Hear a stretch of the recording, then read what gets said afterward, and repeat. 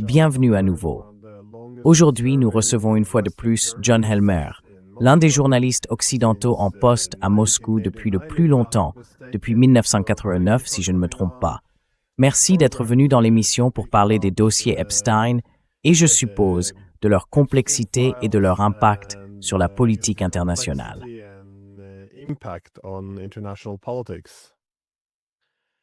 Merci de m'avoir invité, c'est bon d'être de retour. Alors, nous pouvons commencer par ce qui est maintenant présenté comme la connexion russe. C'est-à-dire que Epstein aurait apparemment essayé par plusieurs canaux d'obtenir une rencontre avec Poutine. Mais selon les preuves, ces tentatives semblent avoir échoué. Pourtant, on voit que cela est utilisé dans une certaine mesure par l'establishment médiatico-politique pour relier la Russie au scandale et même suggérer qu'il était un agent russe. Je me demandais si oui, peut-être que nous pourrions commencer par la connexion russe dans toute cette affaire.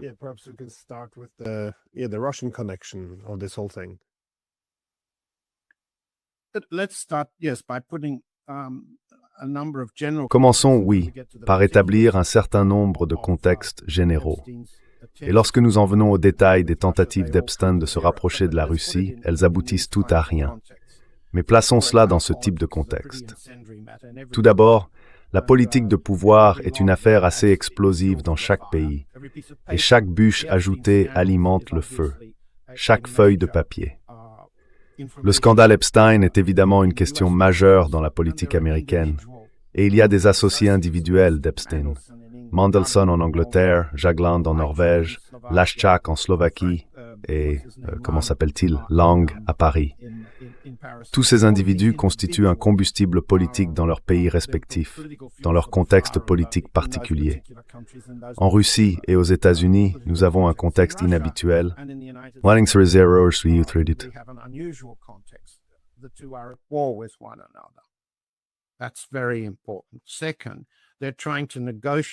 Deuxièmement, ils essayent de négocier pour sortir de cette guerre.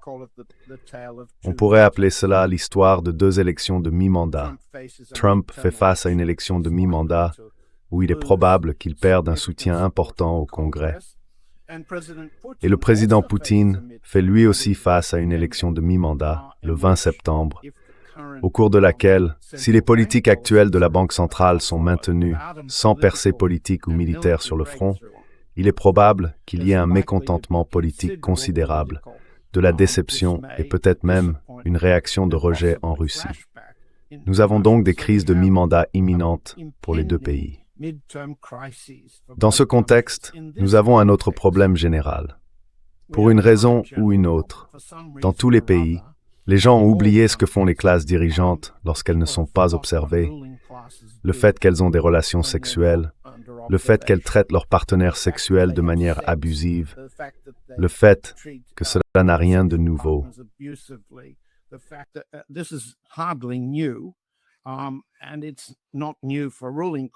Et ce n'est pas nouveau pour les classes dirigeantes. Il suffit de lire les mémoires de Casanova pour comprendre comment les gens se comportaient dans les cours européennes des XVIIe et XVIIIe siècles.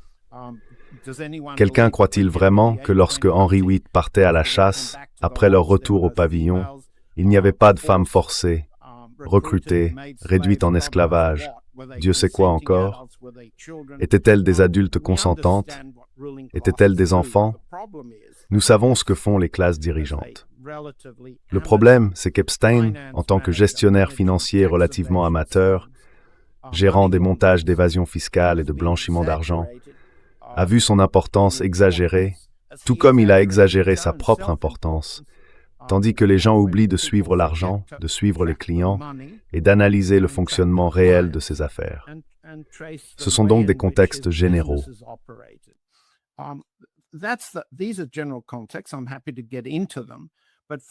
Je suis heureux d'en parler. Mais pour un homme qui a été un blanchisseur d'argent et un conseiller en évasion fiscale mineure pour deux clients qui dominaient ces transactions financières, Leslie Wexner et Leon Black, 2 clients qui ont contrôlé ses affaires pendant plus d'une décennie, le voir essayer d'approcher la Russie et les oligarques russes pour leur vendre ce qu'ils pensaient être des idées originales d'évasion fiscale et de blanchiment d'argent, est assez ironique. C'est ironique parce que les oligarques russes avaient déjà mis au point leur propre système de blanchiment d'argent et d'évasion fiscale 10 ans avant qu'Epstein n'entre en scène. Et ils disposaient déjà de leur propre réseau aux États-Unis, en Europe et dans le monde pour le faire. Ce que nous avons pour le moment, donc, ce sont les détails de ce qu'il a essayé de faire, et ceux-ci ont été exagérés parce que les courriels peuvent être mal interprétés. Those have been blown up because the emails can be misread in the English press to make him appear in the column. Dans la presse anglaise, ils ont essayé de le faire apparaître dans les colonnes du, disons, Telegraph ou du Times, pour donner l'impression qu'il était un agent russe. Dans d'autres médias, ils ont tenté de faire croire qu'il était proche d'oligarques russes à New York. Nous pouvons examiner les faits. Les faits sont que si vous allez, et notre public qui doute de ce que je vais dire peut le faire, à la bibliothèque Epstein et que vous recherchez les noms, tapez Poutine et vous obtiendrez environ 1021 résultats. Croyez-moi, les lire est un travail fastidieux. La plupart sont des coupures de presse que les bureaux d'Epstein à New York ou ailleurs recevaient de toutes sortes de sources.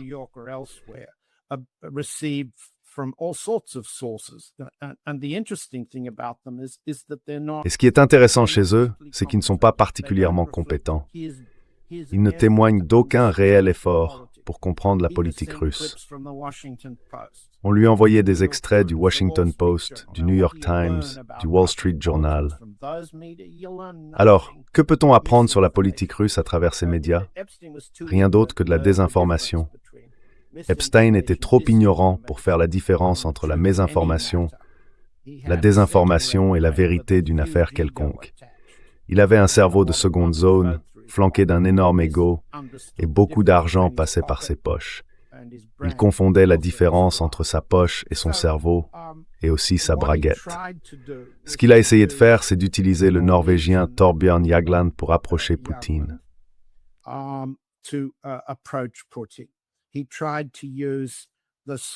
Il a essayé d'utiliser le Slovaque Miroslav Lajčák, qui avait été ministre des Affaires étrangères et avait rencontré Sergei Lavrov à 4 reprises pour organiser une rencontre.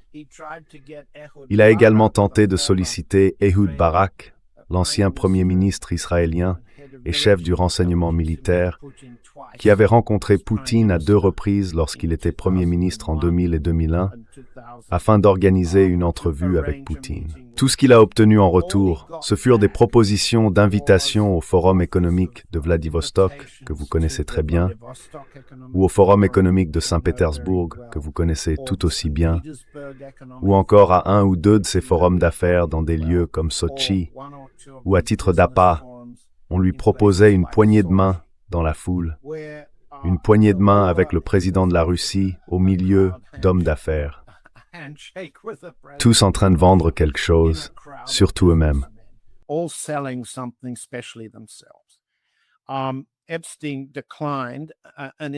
Epstein a refusé et a insisté, on peut le voir dans les échanges d'emails, pour une rencontre en tête-à-tête.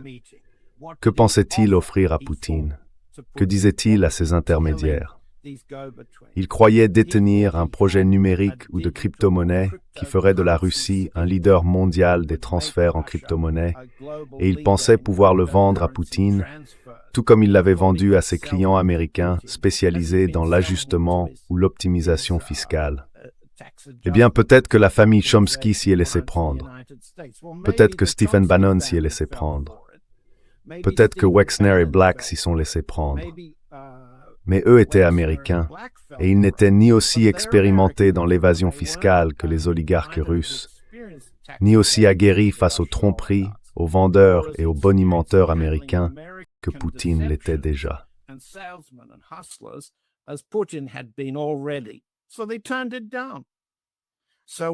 Alors, ils ont refusé.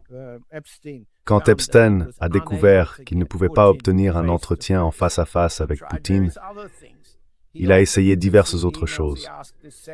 On peut voir dans les emails qu'il a demandé à sa secrétaire de lui réserver un vol pour la Crimée. Il a tenté cela 2 années de suite, en 2012 et 2013. Il n'est jamais allé en Crimée, il n'est jamais allé à Moscou. Que cherchait-il à faire chez lui, à Manhattan? Il a essayé de s'inviter aux fêtes de Roman Abramovich. Il a tenté d'attirer Len Blavatnik à ses dîners. On lui avait dit que Blavatnik était proche de Poutine. C'est absurde, mais peu importe.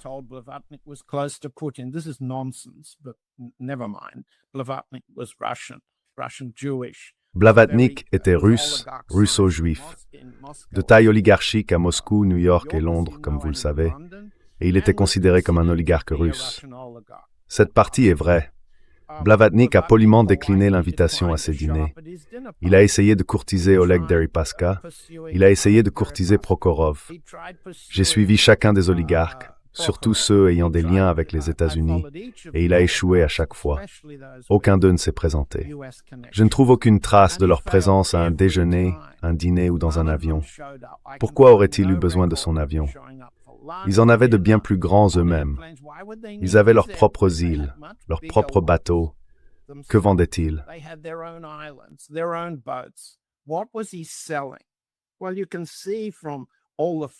Eh bien, on peut voir d'après tous les dossiers qu'il vendait des services de conseil en art. C'est une autre méthode pour faire circuler des actifs à l'intérieur et à l'extérieur des paradis fiscaux. J'ai fait beaucoup de recherches sur la manière dont les oligarques échappent à l'impôt et déplacent leur argent. Il n'y avait rien de vraiment original dans ce que faisait Epstein, rien qu'il ne connaissait déjà, et la plupart d'entre eux sont relativement polis. Quand un promoteur immobilier de Manhattan a approché Epstein pour qu'il fasse venir 2 Russes afin de visiter et peut-être acheter sa maison de ville à Manhattan, j'essaie de me souvenir qui c'était. L'un d'eux, je crois, était Alexei Kuzmichev, l'un des oligarques du groupe Alpha, et l'autre, c'était Abramovich.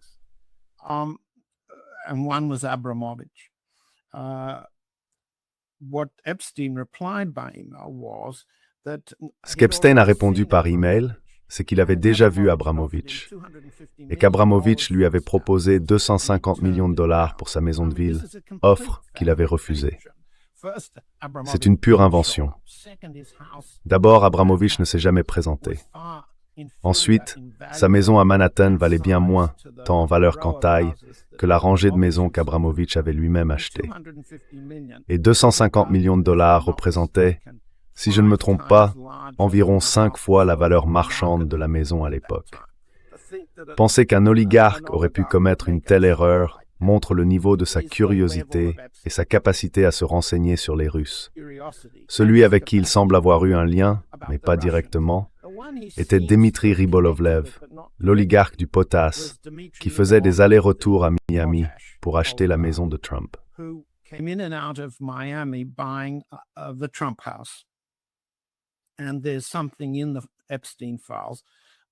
Et il y a quelque chose dans les dossiers Epstein à propos d'une tentative de Trump et d'Epstein pour sauver Trump de la faillite en trouvant quelqu'un prêt à acheter une maison ou une sorte de combinaison immobilière à un prix bien supérieur au marché. Cela constituait un pot de vin, un transfert financier. On ne sait pas très bien ce qui s'est passé, mais Rybolovlev n'a eu aucun contact ni avec Epstein ni avec ses intermédiaires. En résumé, Epstein a essayé pendant une décennie et a échoué politiquement à un haut niveau, échoué avec les oligarques russes, et il a échoué pour plusieurs raisons. L'une d'elles était son ignorance, son exceptionnalisme américain, pensant qu'il avait quelque chose à offrir que les Russes n'avaient pas déjà imaginé ou dont ils n'avaient pas déjà l'expérience.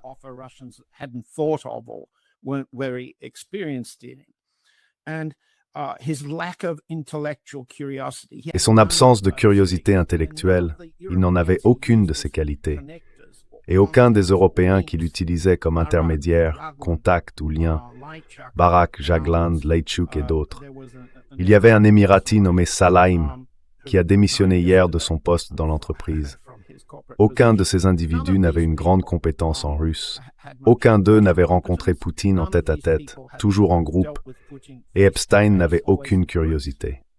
Il n'a montré aucune curiosité dans ses échanges avec eux à propos de la Russie. La seule personne, et c'est significatif, bien que non mentionné dans la presse russe, avec qui il a déjeuné, avec qui il a eu un contact personnel, était Vitaly Tchurkin.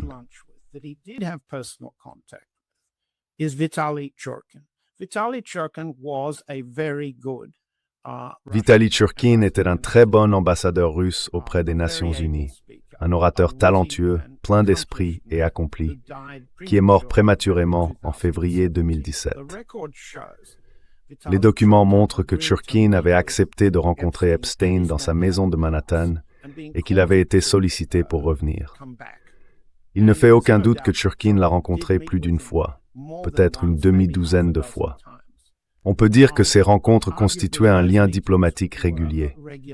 À l'époque, Tchurkin savait qu'Epstein était impliqué avec des personnes comme Tom Barrack, un important financier de la première campagne de Trump. Barrack est aujourd'hui ambassadeur des États-Unis, l'ambassadeur de Trump en Turquie, et un acteur majeur de la politique syrienne. Barrack était un financier.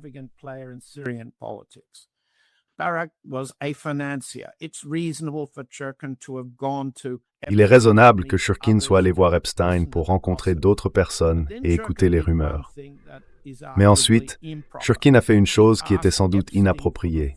Il a demandé à Epstein de rendre le service de trouver un emploi pour son fils, Maxime, et Epstein a arrangé cet emploi. Les courriels montrent que, tant avant la mort de Vitaly Tchurkin qu'après, Maxime Tchurkin a maintenu une relation. Je ne dis pas qu'il y a là quoi que ce soit d'immoral. Je dis simplement que c'est le seul responsable, d'après les documents que j'ai pu consulter, qui interagit avec Epstein et échangé des faveurs. Ce n'est pas grand-chose, et cela n'a rien à voir avec le président Poutine, le Kremlin, ou les accusations relayées par Le Monde, le Télégraphe, ou les autres torchons que les gens lisent en Europe.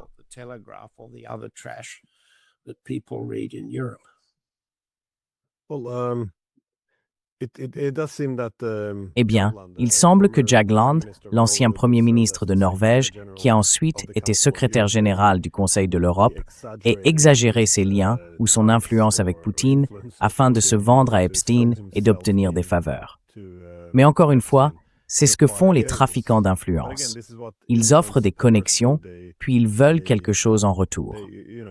Il a donc, dans une large mesure, simulé cela, car il n'était de toute façon pas en mesure d'organiser une rencontre avec Poutine. Mais selon toi, qu'est-ce qu'Epstein voulait réellement des Russes?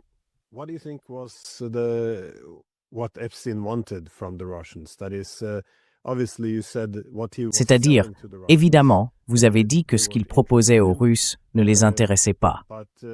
Mais s'agit-il simplement, vous savez, d'avoir un lien avec le président de la Fédération de Russie comme une sorte de monnaie d'échange pour gagner de l'influence en Europe et aux États-Unis? Ou bien, en parcourant les dossiers, y avait-il des preuves de choses précises qu'il voulait obtenir de tout cela? Ou encore, lorsqu'il demande toutes ces réunions et une introduction à Poutine, y a-t-il la moindre indication de ce qu'il cherche réellement à accomplir avec cela?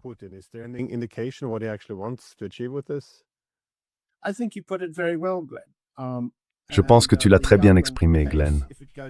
Et l'affaire Jagland, si elle est portée devant les tribunaux en Norvège, mettra en évidence plusieurs des points que tu as soulevés. Oui, Jagland a exagéré son propre pouvoir personnel.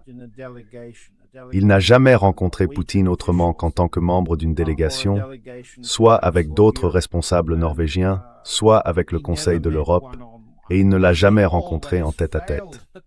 Il a toujours échoué lors de ces réunions, car la partie russe était de plus en plus préoccupée par les sanctions européennes, et Jagland n'a jamais réussi à obtenir la moindre modification ou atténuation de la ligne européenne, de plus en plus agressive, à l'égard de la Russie. Oui, je pense que tu as bien saisi le point essentiel. Epstein, en lisant des journaux comme le Wall Street Journal, le Washington Post, le New York Times et d'autres, comprenait que ce Poutine est une figure majeure sur la scène mondiale.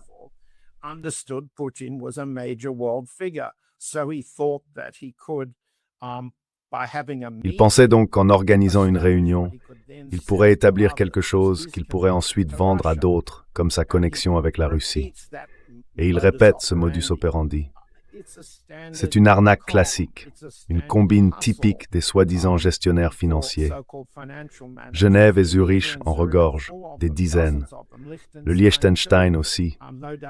Sans doute qu'Oslo compte plus qu'une poignée de gestionnaires financiers qui disent à leurs clients que, moyennant des honoraires spéciaux plus un pourcentage, ils peuvent leur procurer des informations privilégiées grâce à leurs contacts, qu'il s'agisse d'actions sur le point de grimper, de contrats gouvernementaux sur le point d'être signés, de navires sur le point d'être affrétés, ou de toute autre affaire.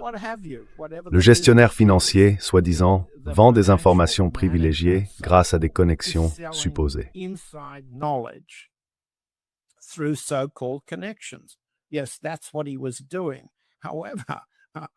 Oui, c'est bien ce qu'il faisait. Cependant, je dois souligner que les enquêtes de la presse sur ces délits sexuels dépassent largement les capacités de Forbes, du Wall Street Journal et des autres à examiner sa situation financière.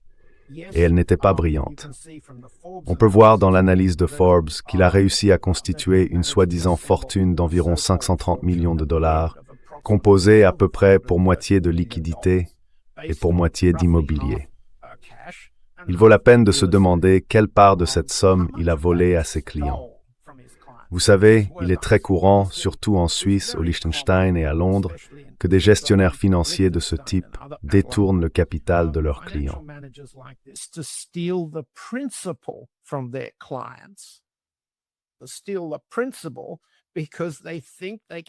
Ils volent le capital parce qu'ils pensent pouvoir s'en tirer. Pour eux, c'est comme voler un voleur. Pourquoi Wexner paie-t-il un gestionnaire financier 200 millions de dollars, puis rompt-il plus tard les relations et récupère-t-il 100 millions? La réponse honnête ne sera trouvée que lorsque Wexner sera placé devant le Congrès, sous serment et contre-interrogé, ou mieux encore, devant un tribunal. Les États-Unis disposent de la loi RICO, la loi sur les organisations influencées et corrompues par le racket, qui les coincerait tous. Wexner, Black, Noam Chomsky, Stephen Bannon, tous. Ils s'engagent dans une conspiration, comme on dit en droit, avec un crime sous-jacent.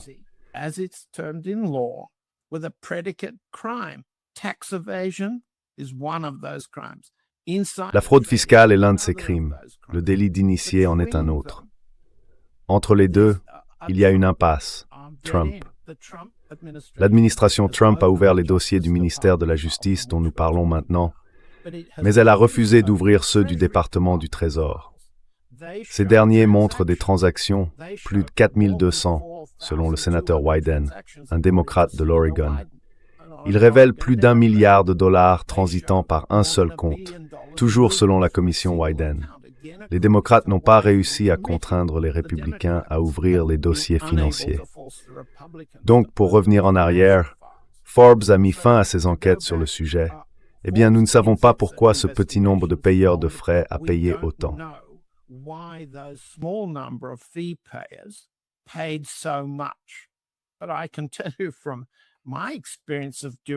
Mais je peux vous dire, d'après mon expérience en matière de vérification préalable, conseil en art, montage d'assurance, entrepôt France, évasion fiscale via Chypre, multiples montages de transferts utilisés, que ce qui se passe ici est une conspiration pour éviter l'impôt dans le pays d'origine.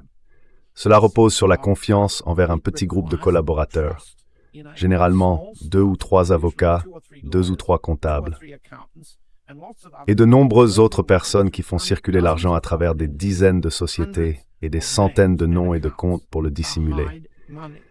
Et si un conseiller comprend la nature criminelle du montage, il détourne le capital. Il existe une affaire célèbre, très célèbre, d'un tel montage impliquant Dmitri Rybolovlev et son conseiller en art, Yves Bouvier, en Suisse. Tout a commencé lorsque Rybolovlev a soupçonné que Bouvier lui faisait payer trop cher pour des tableaux majeurs.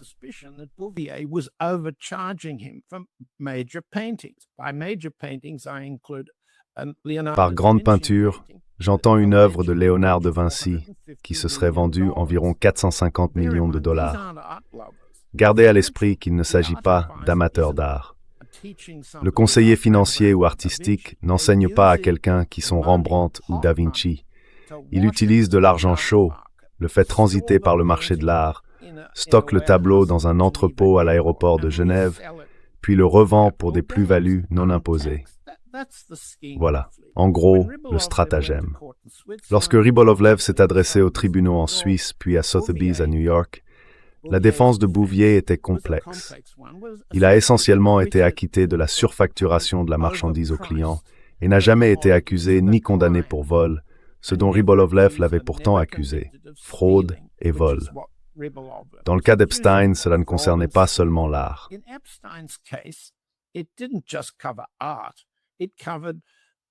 Cela concernait les actions, les titres, les assurances, les primes, l'immobilier, les fausses faillites, tout ce que vous pouvez imaginer. Mais nous n'avons encore rien vu de comparable au fond de cette affaire. Donc, pour revenir à votre question, si nous en arrivions aux transactions financières, si nous examinions chaque individu, nous nous retrouverions dans une situation où un grand nombre d'Américains commettraient des infractions relevant du RICO, que l'administration Trump ne veut pas poursuivre. Voilà où nous en sommes, avec un homme qui vend essentiellement des relations à une poignée de clients disposant d'argent douteux qu'ils veulent lui faire écouler pour un rendement de 5% ou 10%. Et puis ils s'aperçoivent qu'ils détournent des sommes bien plus importantes. C'est ainsi qu'on explique ces montants considérables. Lorsque l'on en vient aux interprétations russes de ce qui se passe, on entre dans un autre type de politique, et peut-être en parlerons-nous aussi.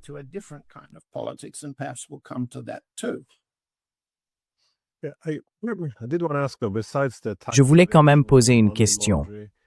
Au-delà de l'évasion fiscale et du blanchiment d'argent, je me demandais comment vous percevez le problème systémique de ce type de gouvernance de l'ombre au sein des réseaux d'élite.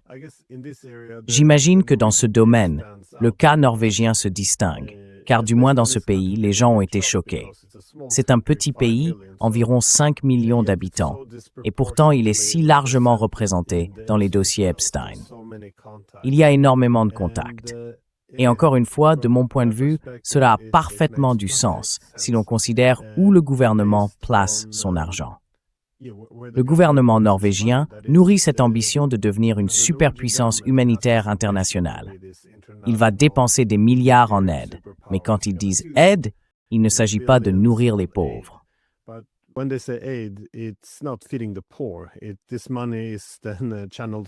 Cet argent est ensuite acheminé par le biais d'ONG et de groupes de réflexion, créant essentiellement une immense mangeoire où les politiciens peuvent revenir sans cesse. Il existe donc une circulation des élites, chacun ayant intérêt à se protéger mutuellement. Et ces politiciens peuvent aussi acheter de l'influence pour eux-mêmes. Ils peuvent bâtir leur carrière, acheter des postes dans des institutions internationales et récupérer de l'argent supplémentaire. Encore une fois, il ne s'agit pas seulement des ONG. Une grande partie de ce qu'ils appellent l'aide, provenant de l'argent des contribuables, va même à la fondation Clinton et à des organisations similaires. Ainsi, ils procèdent de cette manière et finissent par occuper des postes confortables dans des institutions internationales, accédant à des réseaux puissants.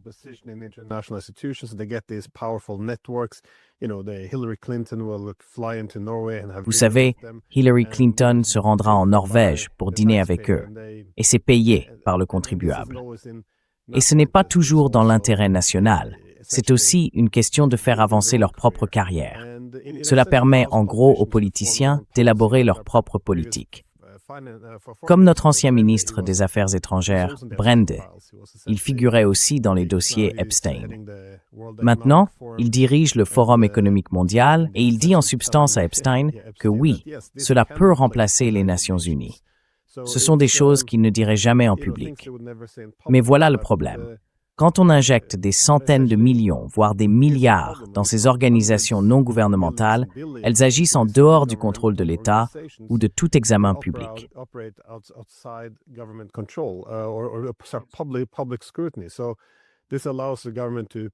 Cela permet donc au gouvernement de mener ses propres politiques sans être soumis à un véritable examen. Cela permet aussi aux politiciens d'y mettre la main. et cela devient une vaste opération d'influence. Par exemple, l'un des politiciens qui a dirigé le processus de paix d'Oslo dans les années 1990, Epstein a laissé 10 millions de dollars à ses enfants. Je ne sais pas exactement pourquoi, mais probablement pas uniquement par générosité.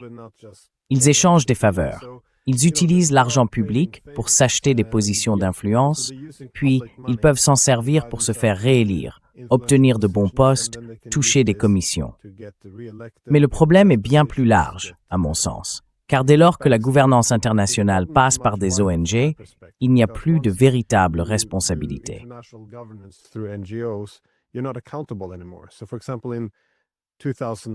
Ainsi, par exemple, en 2019, les politiciens versaient tous des larmes de crocodile. Nous devons aider l'Ukraine, nous devons soutenir la démocratie. Mais ce que le gouvernement a fait, c'est financer cette ONG, le Ukraine Crisis Media Center.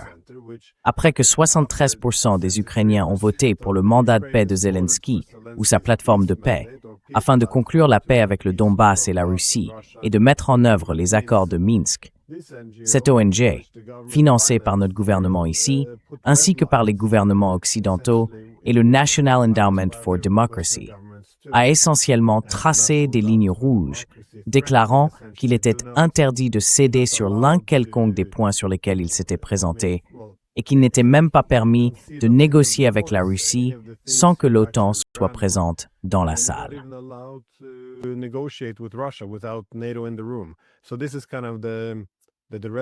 C'est donc en quelque sorte la ligne rouge que nous devrions tracer. Mais tu ne pourrais pas faire cela ouvertement, tout comme l'ancien ministre des Affaires étrangères n'a pas le droit de dire clairement qu'il faudrait remplacer l'ONU par le Forum économique mondial. Mais, tu sais, à travers ces réseaux cachés, on peut faire tout ce qu'on veut. Je suppose donc que ce qui m'inquiète maintenant, c'est le nettoyage, les conséquences. Ils vont simplement chercher des cas individuels, quelques brebis galeuses, tout en avertissant « N'essayez pas de faire tomber tout le système. C'est du MAGA. Ce n'est pas ce que nous voulons. » Et au final, les élites décideront de se pardonner et de passer à autre chose.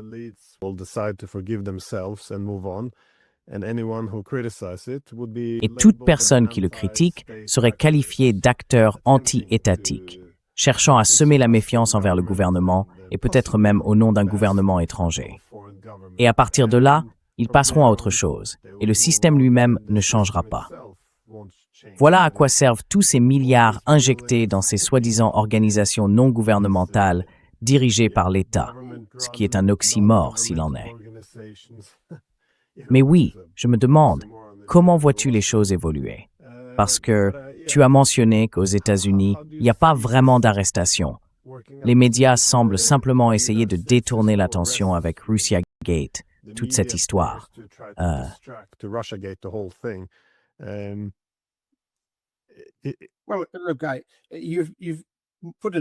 Eh bien, écoute, tu l'as très bien dit, Glenn.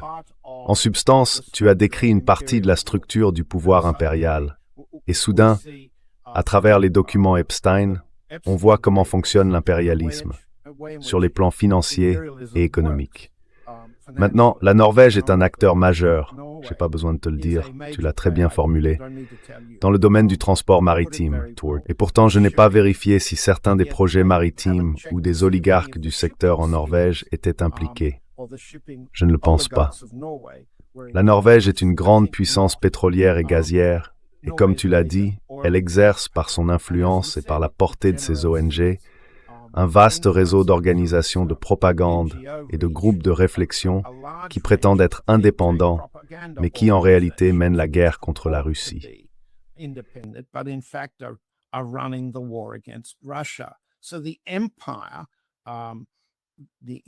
Ainsi, l'Empire, l'organisation impériale dirigée par les États-Unis contre la Russie dans cette guerre, se révèle en partie. Et je pense que vous avez fait un très bon point pour notre public. Des individus seront rendus coupables et ils démissionneront. Ils démissionneront à cause de leur présence sur un avion en route vers une fête sexuelle. Ou bien nous entendrons une histoire de chantage israélien sur certaines personnes, d'un rôle du Mossad ou encore d'une agence russe. Ce sont des diversions. En Russie, il y a quelqu'un comme Alexandre Douguin, considéré comme un philosophe russe respectable, qui dit, et je regarde le document pour vous donner ces mots, que cet empire est satanique. Describing this empire as satanic. And we've also had stories from the Epstein files. Et nous avons également eu des récits tirés des dossiers Epstein, les photos de sa maison et les allégations de pratiques sataniques, de saignées, de torture et tout cela. Ce que nous n'avons pas, c'est une redécouverte de la domination impérialiste à l'ancienne. Ce que nous avons en revanche, c'est chaque pays qui tente de rester dans le système impérial actuellement en guerre sur le champ de bataille ukrainien et ailleurs. Préserver le système, mais écarter quelques brebis galeuses prises la main dans le sac, pour ainsi dire. Cela ne signifie pas que nous devons traiter à la légère ou de manière inappropriée l'immoralité de l'exploitation des jeunes femmes, en particulier des jeunes femmes russes. Exploitation of young women, especially young Russian women. That was the only Russian success, so to speak. Ce fut, pour ainsi dire, le seul succès russe qu'Epstein ait jamais eu. Il a recruté des femmes russes pour jouer le rôle de prostituées lors de certaines de ses soirées. C'est tout. Mais l'histoire de sexe, l'histoire d'Israël, l'histoire de satanisme, la version de Douguin, tout cela détourne l'attention des mécanismes financiers sous-jacents de la domination impériale américaine en Europe, dans laquelle la Norvège joue un rôle subordonné et affilié. Oui, mais maintenant, pour rendre ce point pertinent à notre conversation sur la Russie, nous faisons face en ce moment à une crise très sérieuse à Moscou concernant les conditions dans lesquelles la Russie peut s'entendre avec l'administration Trump sur la paix sur le champ de bataille ukrainien.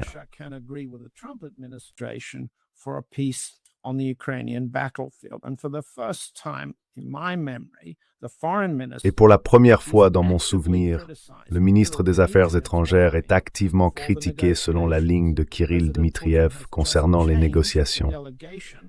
Le président Poutine vient de modifier la délégation qui se rendra, où allons-nous cette fois, à Genève la semaine prochaine, pour les discussions avec la délégation ukrainienne. Il a démilitarisé la délégation et remis Vladimir Medinsky aux commandes. Nous avons actuellement une grave crise d'élaboration des politiques sur le front de la guerre à Moscou, dans laquelle Kirill Dmitriev est en train de l'emporter. C'est significatif si l'on regarde Dmitriev. Que dit-il à propos de l'affaire Epstein? Il met en avant le sexe, il met en avant le satanisme, il met en avant la culpabilité de Mandelson et il évite soigneusement toute forme de critique envers l'administration Trump.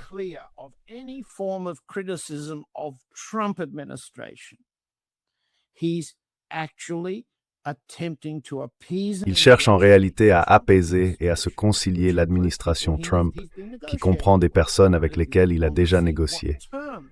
Et si nous voulons savoir sur quels termes Dmitriev négocie, il suffit de regarder les conditions dont Rytkov, Lutnick, Bessant, Kushner et Josh Greenbaum ont discuté avec Dmitriev à Miami et ailleurs. Ce mémo, ou le résumé de certains points, est paru dans Bloomberg il y a environ 24 heures. Je suis donc entièrement d'accord avec toi, Glenn. Ce que nous avons ici, c'est de l'impérialisme financier américain et anglo-américain à l'ancienne.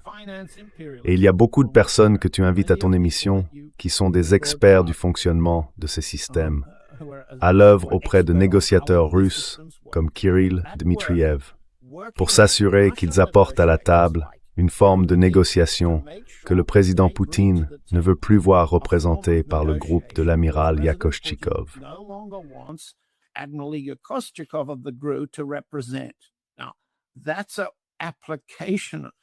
Voilà un exemple de ce qu'on pourrait appeler un impérialisme appliqué, où l'un des partis russes tente de détourner l'attention de la structure sous-jacente.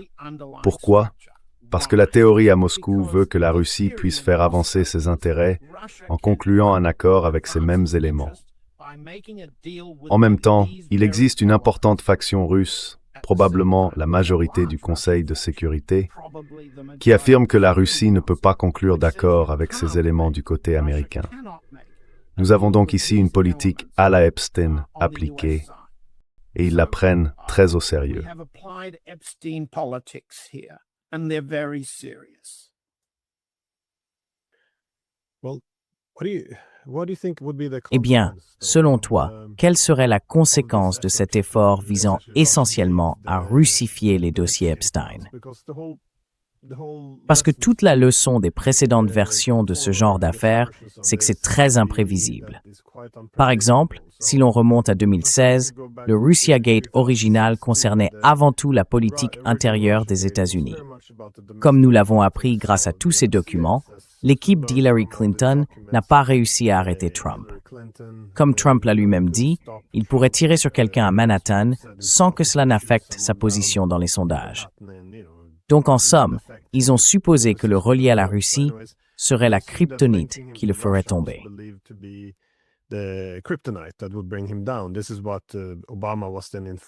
C'est ce dont Obama avait également été informé par la CIA.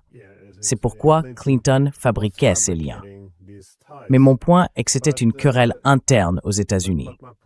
Et pourtant, l'histoire de l'ingérence russe est née avec des conséquences considérables. Je suis profondément convaincu que sans le Russiagate, nous n'aurions peut-être pas eu de guerre en Ukraine non plus. Même en 2020, lors de la nouvelle élection, on a vu un phénomène similaire avec le scandale de l'ordinateur portable de Biden. Cela aurait probablement coûté l'élection à Biden. Alors, qu'ont fait les Américains? Eh bien, ils ont russifié l'affaire. Ils ont entraîné la Russie dans toute cette querelle interne, alors qu'elle n'y était pour rien.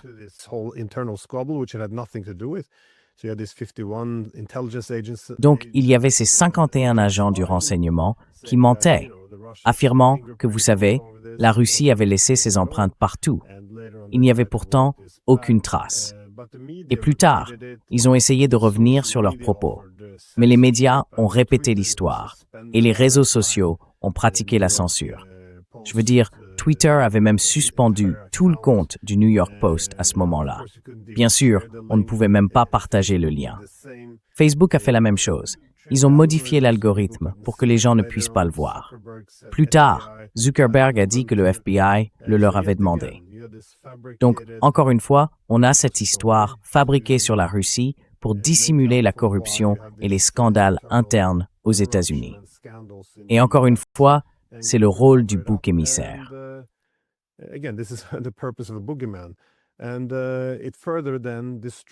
Et cela a encore davantage détruit la stabilité internationale, car le public a fini par être convaincu que les Russes menaient une sorte de guerre hybride contre eux. Quoi qu'il en soit, on a l'impression que nous pourrions à nouveau emprunter cette voie. Nous avons donc ce scandale. Trump a essayé de le balayer d'un revers de main en le qualifiant de canular. Or, il est désormais très clair que ce n'en est absolument pas un. Et il semble que l'impulsion soit encore une fois de Russiagater l'affaire, faire comme si c'était un agent russe. Ainsi, au lieu de faire le ménage en interne, la solution devient d'affronter la Russie. Ne remettons pas en question nos élites. Penses-tu que nous pourrions à nouveau suivre cette voie ou crois-tu que les médias ont désormais épuisé leur crédibilité?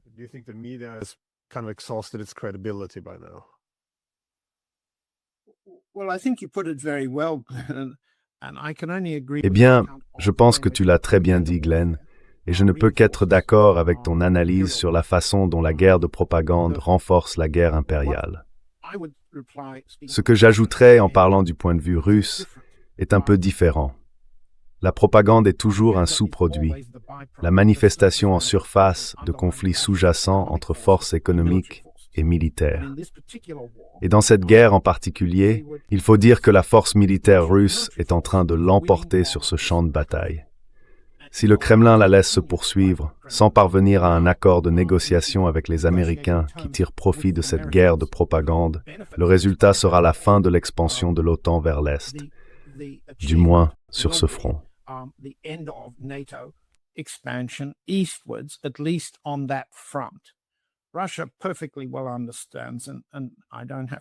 La Russie comprend parfaitement bien, et je n'ai pas besoin de vous le dire, que la guerre se poursuivra sur le front polonais, sur le front finlandais, partout. La guerre s'intensifie en ce moment en mer et aussi dans l'Arctique, du Groenland au Canada et jusqu'à l'Extrême-Orient. Ainsi, la Russie est confrontée au problème épineux de devoir gagner sur un champ de bataille afin de pouvoir continuer à se battre efficacement sur tous les autres. La propagande aux États-Unis n'a aucune chance. La contre-propagande russe, même la vérité, n'a aucune importance à ce niveau de guerre. Les armes comptent, la force compte.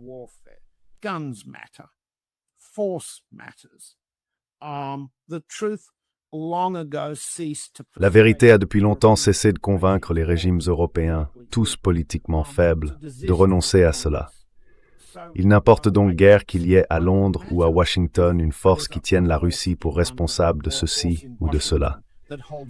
Cela n'aura tout simplement aucune importance. Ce qui est bien plus fondamentalement problématique, c'est qu'il existe à Moscou une faction qui croit que les intérêts de la Russie seront servis par une coopération commerciale, une coopération économique, la soi-disant formule d'encourage, avec les éléments mêmes de l'administration Trump, qui se sentent le plus menacés par, disons, le dossier du Trésor sur Epstein. Let's call it the Treasury file on Epstein. If they won't prosecute for fear of unraveling. S'ils refusent de poursuivre, par crainte de voir se défaire les combines illégales impliquant nombre de leurs propres donateurs de campagne, s'ils refusent de poursuivre, ils refusent aussi de révéler. Alors oui, il est très probable qu'ils cherchent des boucs émissaires.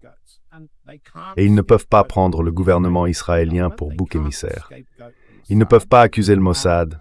Ils peuvent inventer toutes sortes de théories sataniques. Ils peuvent s'en prendre à des individus en les qualifiant de pervers sexuels.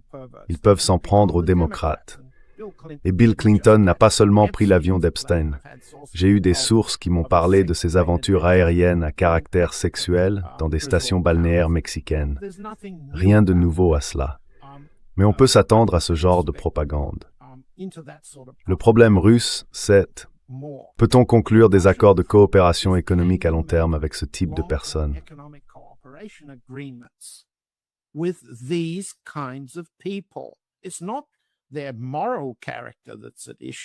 Ce n'est pas leur caractère moral qui est en cause. C'est le fait qu'ils concluent des accords et violent malgré tout leurs paroles.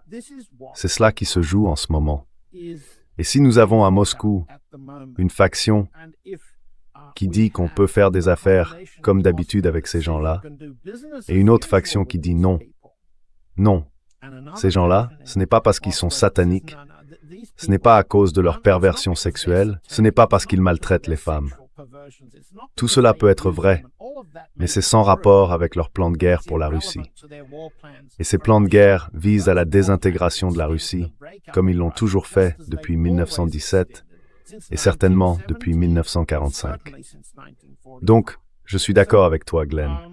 La propagande semble avoir, à elle seule, une force politique.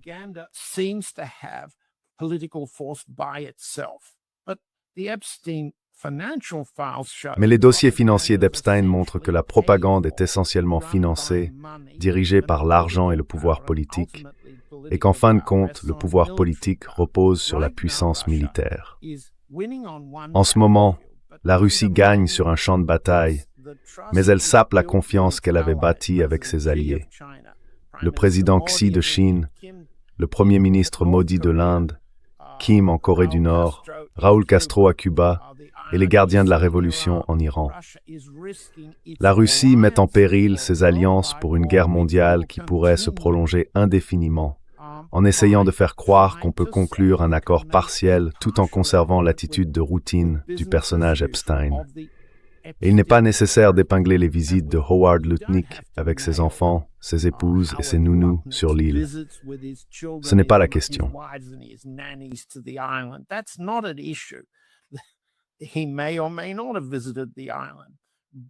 Il se peut qu'il ait ou non visité l'île, mais la structure financière des personnes qui ont mis Trump au pouvoir et qui tirent profit de la guerre contre la Russie, du dôme doré dans l'espace, des murs tarifaires, Toute cette structure d'agressivité impériale contre la Russie, l'Inde, la Chine, la Corée, l'Iran, Cuba, le Venezuela, tout cela est en train d'être révélé.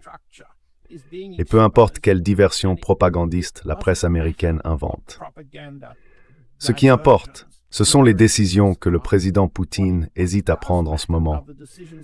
Les conditions pour mener la guerre courte jusqu'aux élections de mi-mandat en Russie et la guerre plus longue pour l'avenir, pour la succession présidentielle en Russie.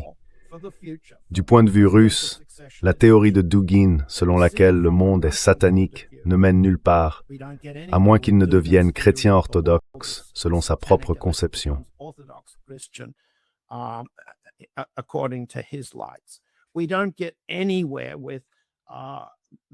Nous n'irons nulle part avec l'idée, je pense, du business as usual comme moyen d'alléger la pression des sanctions qui pèsent sur nous. Celles-ci vont continuer. Ce sur quoi nous devons nous concentrer, c'est que nous ne faisons pas partie de ce système. La Russie n'a joué pratiquement aucun rôle immoral ou sexuel dans l'ensemble des dossiers du ministère de la Justice. La Russie peut en gros demander « Peut-on mener une quelconque négociation avec les Américains de cette manière, avec une structure financière de ce type? Pourquoi nous, ou les Chinois, les Indiens, les Coréens, leur ferions-nous confiance pour conclure un tel accord? C'est un problème très sérieux aujourd'hui. Cela ne minimise pas les immoralités ni les culpabilités.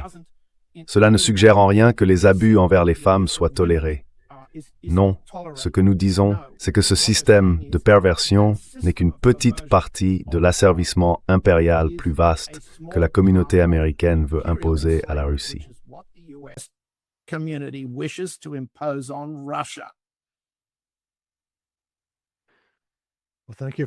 Eh bien, merci d'avoir partagé vos réflexions à ce sujet. Je laisserai un lien vers votre article dans la description, car il vaut vraiment la peine d'être lu. Merci beaucoup d'avoir pris le temps. Merci Glenn de t'avoir invité.